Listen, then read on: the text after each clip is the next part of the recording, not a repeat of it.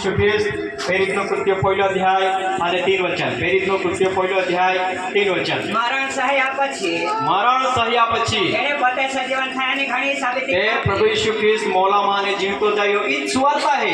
સુવાર્તા એટલે કાંઈ દેવા પોતે માહુ બની જઈના આપે હાટી લોહી પાડના મોઈ જઈના પુરાઈ જઈના અને તીસરે દી જીવતા હોય જઈના. એ તો સુવાર્તા હે. હાલેલુયા. પુનરુત્થાના ગોઠ એ જ હે સુવાર્તા. હાલેલુયા. અને એ સુવાર્તા पे विश्वास कोना है. हालेलुया.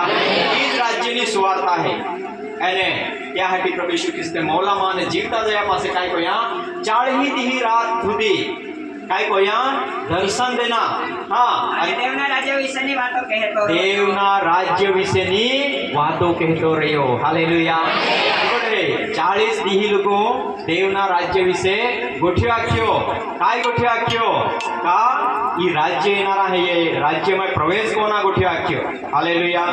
ત્યાં હાટી આખેલ તે હાલ માર્ક 9 અધ્યાયમાં કાંઈ ખેલ પાસે આપા અહીં પ્રેરિતનો કૃત્ય મેં વાંચું હું કા યા રાજ્યમાં પ્રવેશ કોના હે તે કાંઈ કોના પડી તુમા યરૂશલેમ છોડીને જહામાં. હાલેલુયા. યરૂશલેમમાં ઉભેરો જાકે. હાલેલુયા. તવે તુમા પવિત્ર આત્માથી ભરપૂર આહાત હવે તુમા સામર્થ્ય પામા. હાલેલુયા.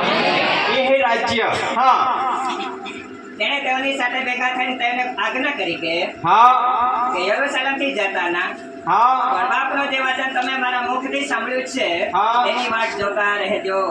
બરાબર હે. હા, અને તેણે તેઓને કહ્યું, હા, હું તમને ખચિત કહું છું, આય તુમ હાલ હાચું લાગતા હો. કે અહીં ઉભા રહેનારા મને કેટલાક એવા છે માર્ક 9 અધ્યાય બરાબર હે.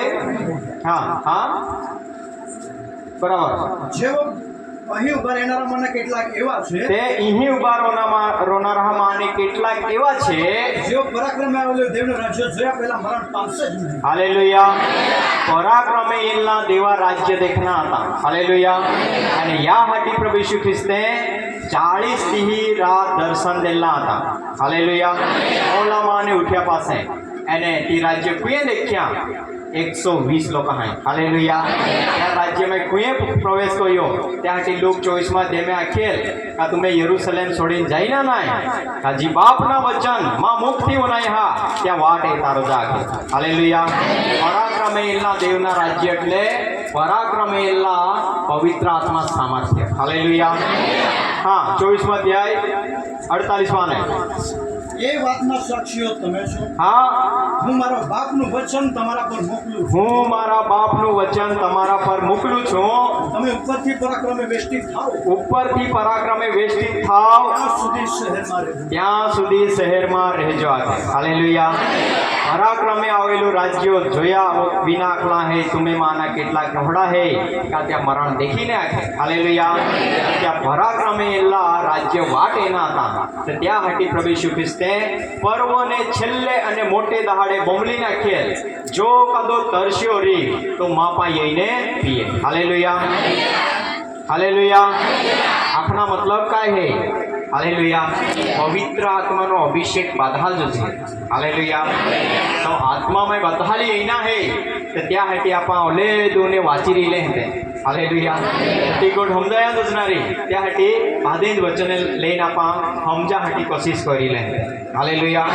બરોબર રહેજો. ત્યાં હાટી યોહાનની લખેલી સુવાર્તા 7મો અધ્યાય અને 37 વચન. પર્વને છેલ્લે તથા મોટે દહાડે પર્વના છેલ્લે અને મોટે દહાડે ઈસુ ઉભા રહીને ઘાટો પાડતા કહ્યું, પ્રભુ ઈસુ ખ્રિસ્તે બોંબલી નાખ્યા. કાંઈ બોંબલી નાખ્યા? હોય જો કદો તરસ્યો રી પીહો રી તે મારી પાસે આવીને પીએ. મારી પાસે આવીને પીએ.